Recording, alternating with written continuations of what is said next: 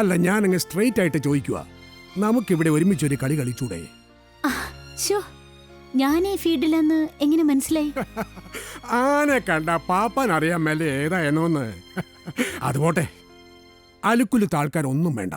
തടി contractor, builders, നല്ല കാശുള്ള രാഷ്ട്രീയക്കാര്, അങ്ങനെ വമ്പന്മാര് മാത്രമേ ഉള്ളൂ എൻ്റെ കയ്യിൽ. ഞാനിവിടെ ഒരു ടീം ഉണ്ടാക്കാൻ ശ്രമിച്ചുകൊണ്ടിരിക്കുക.